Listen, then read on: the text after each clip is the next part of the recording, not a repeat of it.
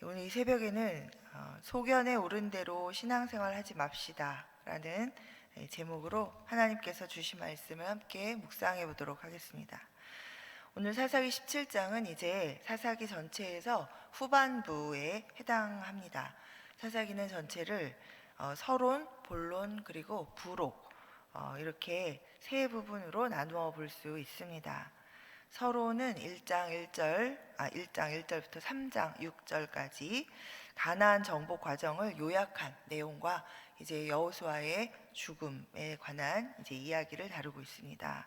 그리고 본론인 3장 7절부터 이제 16장까지는 사사들의 이야기죠. 운니엘부터 삼손에 이르기까지 12명의 사사들의 이야기가 기록되어 있습니다.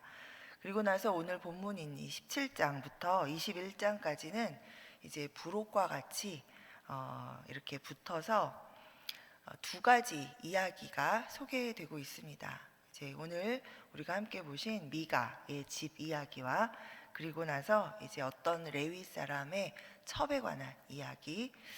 그래서 이 두 가지 이야기를 통해서 지금 이 사사 시대가 어떤 시대였는지 각각 자기 소견대로 행하며 살던 이 사사 시대가 얼마나 종교적으로 타락하고 도덕적으로 타락해 있었는지의 그 상태를 적나라하게 보여주고 있습니다. 오늘 본문에는 세 사람이 등장합니다. 미가와 그리고 미가의 어머니 그리고 한 레위인 청년입니다. 이 세 사람 다 이스라엘 사람으로서 하나님을 믿는 사람들이었습니다. 그러나 이들의 이 신앙생활은 하나님의 말씀과 하나님의 뜻으로부터는 너무나도 멀어져 있습니다.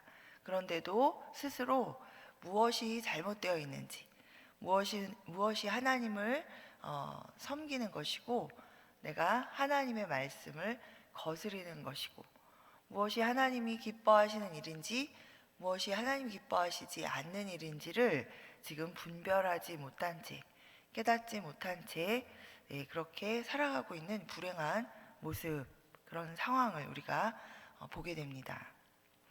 먼저 미가의 어머니를 보겠습니다. 우리 여러분이 함께 지금 길지 않은 이 내용이어서 이제 함께 읽으시면서 이미 잘 알고 계신 이야기이고 기억하고 계시겠지만, 자, 이 미가의 어머니는 자식의 이름을 미가라고 지었습니다. 이 이름은 누가 여호와와 같은가라는 그런 의미를 가진 미가예후라는 말의 줄임말입니다. 여호와 하나님 같은 분은 없다. 누가 여호와와 같은가라는 이런 의미는 이 세상에 아무도 여호와와 같은 분은 안 계시다, 없다라는 그런 의미죠. 하나님을 믿는 믿음을 표현한 그런 의미를 담고 있는 이름입니다. 자, 이런 이름을 아들에게 붙일 때는 자신이 하나님을 믿는 사람이기 때문에 그렇다라는 것을 이제 표현하고 있는 것이죠. 자, 그러나 실제 생활 속에서 이 어머니의 행동은 하나님을 경외하기보다는 아들이 복받게 되는 것, 아들이 벌받을까봐 두려워하는 모습, 그리고 아들이 무슨 일을 해도 어쨌든 아들이 복받기를 바라는 그 마음이 하나님보다 훨씬 더 앞서 있는 것을 우리가 볼 수 있습니다. 자, 하나님도 섬기고 뿐만 아니라 복받을 수 있도록 도와주는 것은 이것도 하고 저것도 하는 것이 어떤가, 함께하면 좋은 게 다 좋은 거 아닌가. 자, 이런 자기의 소견에 좋은 대로 행동하고 있습니다. 자, 2절부터 4절까지 보면 자기 은을 훔쳐갔던 아들이 은을 도로 내놓자 이제 이 원래 은을 훔쳐간 자를 이 어머니가 저주했죠. 근데 나중에 보니까 아들이 이제 은을 도로 가져왔어요. 자기한테. 어머니 내가 가져갔었는데 자 보소서 여기 있습니다 하고 도로 드렸죠. 자, 그랬더니 그 자기가 저주했던 그 저주가 아들에게 미칠까봐 두려워서 이 아들을 위해서 그 은의 일부를 하나님 앞에 내놓기로 그렇게 결심하죠. 자, 그런데 이 아들의 아들을 위해서 이 은을 하나님께 일부 거룩하게 드린다라고 하면서도 사실 그것으로 하나님이 금하신 우상을 만듭니다. 그러면서도 그게 하나님을 잘 섬기는 일이라고 그렇게 착각하고 지금 행동하고 있는 그런 모습을 우리가 볼 수 있습니다. 자, 이것이 지금 이 자기가 신앙생활을 잘하고 있다라고 믿고 있는 이 어머니의, 미가의 어머니의 신앙생활의 모습입니다. 자, 그 다음에 그 아들 미가. 자, 이 미가는 자기 어머니를 공경하기는커녕 어머니의 은을 훔쳐간 그런 사람이죠. 하나님이 말씀하신 이 부모 공경의 모습도 우리 여기서는 찾아볼 수가 없습니다. 또 하나님이 금하신 도둑질을 하고 있고, 자, 5절에 보면 이 미가에게는 또 이미 신당이 있었다라고 이야기하고 있습니다. 그곳에다가 미가는 에봇과 드라빔, 이런 작은 신상, 그 다음에 에봇, 여러분 아시죠? 이렇게 가슴에 제사장들이 둘렀던 그것을 이렇게 만들어 가지고 그대로 안치해 놓고 마치 그것이 자신에게 복을 주는 것처럼 이렇게 신당에다가 이것저것 모셔놓고 그것을 섬기고 있는 상황입니다. 또 그곳에 뭔가 구색은 갖춰야 될 것 같으니 들은 건 있어서, 그렇죠? 우리도 신앙생활하면서 들은 건 있어서 이것저것 지키는 거 많이 있습니다. 자, 그래서 이 한 아들을 이제 구색을 갖춰서 이 신당을에서 뭔가 이 지켜야 하는 사람을 하나 세워야 되겠죠? 제사장을 하나 세워야 되겠는데 이제 마땅한 사람이 없으니 자신의 아들을 이렇게 제사장으로 세웁니다. 자, 아무나 제사장을 할 수 없는 것이 이 이스라엘 백성 가운데 내려오는 이 율법인데, 아무나 지금 세우죠. 자, 우선은 내가 지금 만들어서 섬기고 있는 이 신당이 구색을 좀 갖춰야 하나님 보시기에 괜찮을 것 같고, 이 정도쯤 되면 나는 하나님 앞에 할 만큼 지금 하고 있는 것이기에 뭔가 하나님 앞에 내가 간구를 해도 받을 만한 자격이 된다라는 그런 생각을 지금 미가가 하고 있는 것은 아닌가 하는 것을 우리가 이 미가의 행동들을 보면서 볼 수 있습니다. 자, 이 모든 것들은 다 자기가 복받고 싶어하는 그런 지금 애쓰는 미가의 모습이고, 이 가운데 세상적인 우리 욕심 볼 수 있죠. 자, 그러나 이 미가의 소견에는 이렇게 하는 것이 하나님을 섬기는 것이고 또 자기가 복받는 옳은 길이라고 생각했기에 이렇게 지금 미가는 행동하고 있는데, 이것이 바로 지금 미가의 신앙생활의 현주소입니다. 또 한 명의 신앙생활을 우리가 보겠습니다. 여기에서 미가의 동네에 등장한 한 유대인 레위 청년입니다. 자, 원래 레위인은 성막과 관련된 봉사를 하는 사람들이라 그렇게 하고 있어야 마땅합니다. 그런데 이 청년이 지금 거할 곳을 찾아서 유리방황하는 모습을 보여주고 있습니다. 유대 지역을 떠나서 이 에브라임 산지 있는 곳까지 이렇게 와서 떠돌고 있습니다. 자, 이것을 보면서 우리 당시에 이스라엘 백성들이 이렇게 하나님께 드리는 이 제사, 성막을 봉사하는 일들, 이러한 일들을 지금 제대로 하고 있지 않다, 이런 것들이 제대로 이루어지지 않고 있구나라는 것을 우리가 알 수 있습니다. 그리고 또 이스라엘 백성들이 미가처럼 자기 집에 신당을 차려놓고 그저 집안에 이렇게 우상을 만치해 놓고 하나님과 함께 눈에 보이지 않는 하나님을 믿는데 그래도 내 눈에 보이는 하나님 같은 뭔가를, 또 하나님에 속한 것 같다고 내가 생각하는 뭔가를 이렇게 안치해 놓고, 그리고 나서 거기에서 그저 하나님께 기도하고 내가 예배를 드린다라는 것으로 하나님 앞에 신앙생활을 다 하고 있다라고 지금 충분하다, 이것이 이렇게 하면 이것도 나도 하나님을 믿고 나도 기도하는 사람이다, 나도 예배를 드리는 사람이다, 이런 생각으로 지금 하나님 앞에 신앙생활을 하고 있는 그런 모습을 지금 우리가 보고 있습니다. 자, 레위인 청년을 만나자 이 미가는 자신의 신당에서 더 이 신당이 구색을 갖출 수 있는 그런 좋은 기회라고 생각을 했습니다. 자, 그래서 이 청년에게 거주할 처소와 그리고 본분을 다할 수 있는 사명을 다할 수 있는 자리를 자신의 신당에서 하나님을 섬기라 이렇게 제안을 하죠. 거기다가 입고 먹는 것들을 보장해 줍니다. 안정적인 수입까지도 이렇게 이제 제공을 하겠다라고 제안을 하죠. 자, 이 이야기를 들은 청년이 이 제안을 흔쾌히 수락하고 미가의 집에 주저앉습니다. 자, 그리고 이제 미가는 자격이 없었던 자신의 신당이 이제 제사장을 바꿈으로 이제 좀 자격이 있어 보이는 더 자격 있는 레위인으로 제사장이 바뀜으로써 이제 나는 하나님께 복 받을 거다 이렇게 확신을 하고 있습니다. 자, 우리 13절 마지막 절인데 함께 읽어보겠습니다. 시작.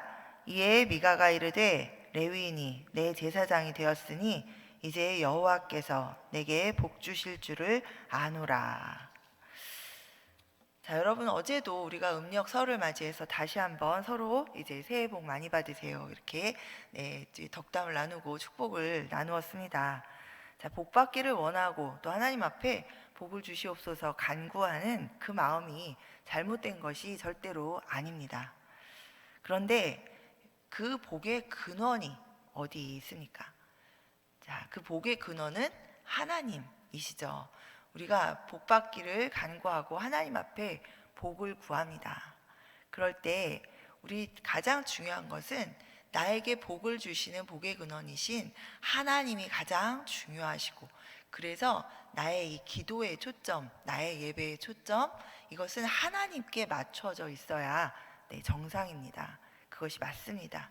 그런데 하나님이 아닌 내게 맞춰져 있으면, 내가 복을 받고 안 받고가 더 중요하면 그것은 올바른 신앙인이 아닙니다. 자, 우리가 그런 마음을 가지고 신앙생활을 하다 보면 기다리고 기다려도 하나님으로부터 복이 오지 않는 것 같으면 우리는 그 하나님을 갈아치웁니다. 겉으로는 하나님을 섬기지만 겉으로는, 그러나 내 속마음으로는 내게 복 줄 수 있는 다른 것들을 하나님과 겸하여 동시에 내 마음 가운데 두고 또 내 기도 가운데 두고, 그리고 우리가 신앙생활을 하게 되는 그런 큰 우상 숭배의 죄를 하나님이 가장 미워하시는 그 일을 하면서도 나는 하나님을 믿는다라고 이렇게 생각하고 살아갈 수 있습니다. 자, 하나님을 알고 하나님을 믿는 사람으로서 이 하나님께 복을 받는 비결이 여러분 무엇입니까? 요한복음 14장 21절에 보면 예수님께서 이렇게 우리에게 말씀해 주고 계십니다. 나의 계명을 가지고 지키는 자라야 나를 사랑하는 자니, 나를 사랑하는 자는 내 아버지께 사랑을 받을 것이요 나도 그를 사랑하여 그에게 나를 나타내리라, 이렇게 말씀하고 계십니다. 자, 그렇다면 하나님께서 복의 근원이시고 또 하나님께서 복을 주시는 분이시라면 우리는 하나님의 말씀을 가지고 지키며 살아갈 때 우리가 하나님을 사랑합니다 라고 고백하는 그 진심이 하나님 앞에 닿을 것입니다. 그리고 하나님은 우리의 겉모습, 우리의 모든 것으로도 속지 아니하시고 우리의 중심을 보시는 우리 하나님이시기에 우리가 전심으로 또 하나님을 의지하는지, 내가 어디를 의지하고 내가 어디를 바라보고 있는지 가장 먼저, 오히려 나보다도 먼저 가장 잘 아시는 분이 하나님이십니다. 자, 우리 그런 우리 성도님들의 신앙생활이 되시기를 바랍니다. 그래서 우리 요즘 이제 다시 우리 2023년 새해를 시작하면서 나는 나의 신앙생활은 지금 어떤 상태인가? 나의 마음은 어떤 상태인가? 나는 지금 내 소견에 좋은 대로 신앙생활을 하고 있는가? 우리 한번 돌아보는 시간을 이 1월이 다가기 전에 우리가 다시 한번 꼭 가져야 될 줄 믿습니다. 내 생각에 이렇게 하면 하나님이 기뻐하실 거야 하는 방향의 그 내 생각의 기준이 지금 어디 있는지, 내가 말씀 가운데 그 기준을 찾아서 내가 살아가고 있는 것인지, 내가 말씀에서 발견되어지는 하나님의 뜻을 그 기준으로 삼아서 생각하며 내가 나의 신앙생활을 방향을 가져가고 있는 것인지 우리가 우리 스스로를 잘 돌아봐야 할 것입니다. 또 우리 그리스도인의 삶 가운데 우리 매일매일 우리가 수많은 결정들을 해 나갑니다. 그런 결정을 할 때 내가 하나님의 말씀을 찾지도 않고 또 하나님의 뜻을 구하지도 않고 그저 지금까지의 경험과 또 다른 사람들의 경험의 이야기와 그리고 또 세상의 지식들을 가지고 이런 결정들을 해나가고 있는 것인지, 그렇다면 이것은 하나님 없이 내가 주인 되어서 살아가는 그러한 삶을, 신앙생활을 하고 있는 것이죠. 자, 우리가 그렇지는 않은지 우리가 좀 돌아봐야 하겠습니다.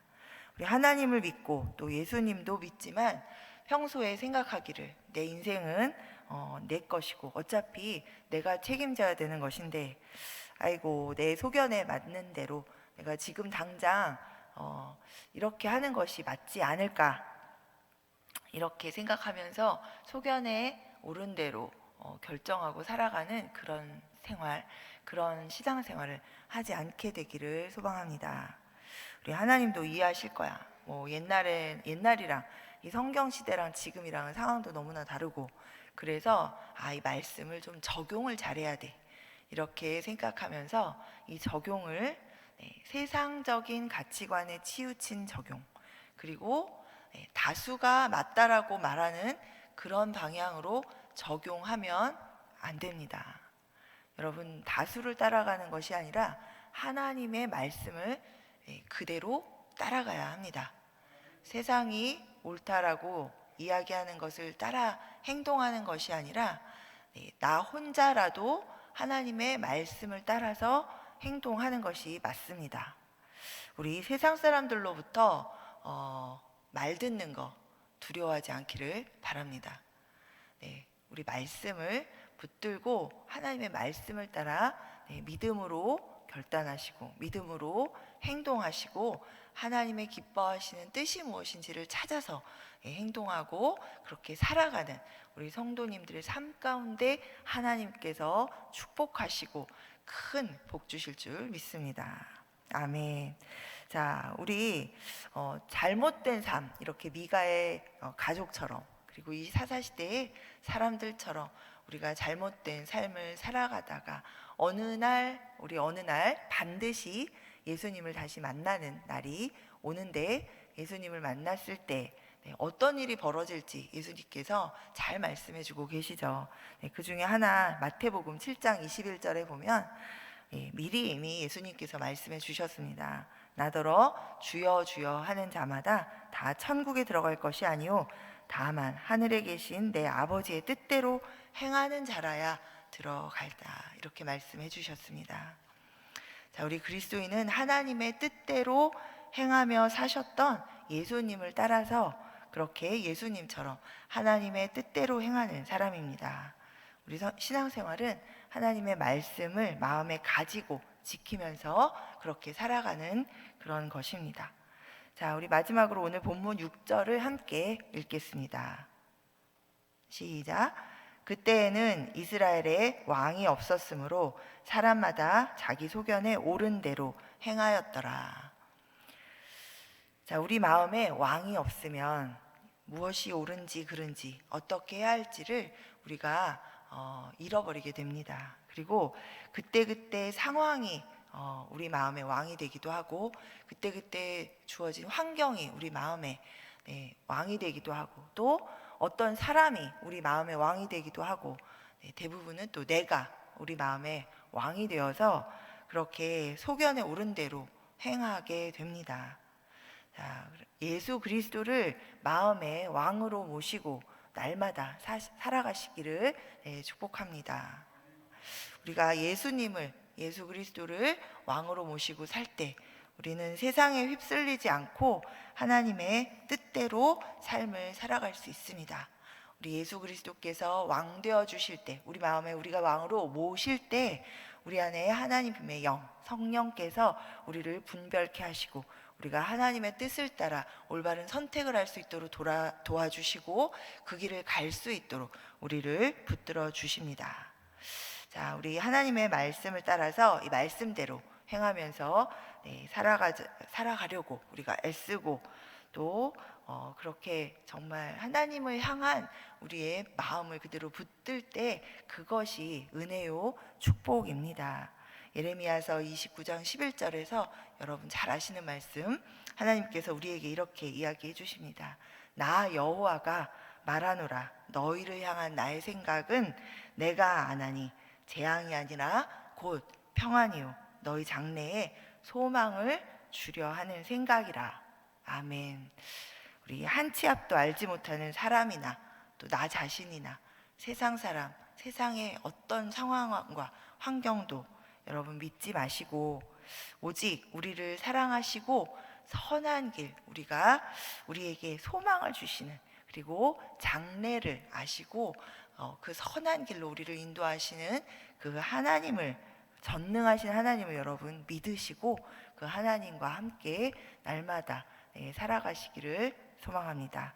우리 모두 자기 소견에 오른 대로 신앙생활 하지 마시고 우리 올 한 해 말씀을 따라서 말씀대로 하나님의 뜻을 이 땅에 우리가 생활 가운데, 가정 가운데, 내 삶 가운데 이루어가는 것을 기뻐하면서 우리 노력하는 우리 그러한 삶을, 그런 신앙생활을 우리 여러분 모두 해나가시기를 축복해 드립니다.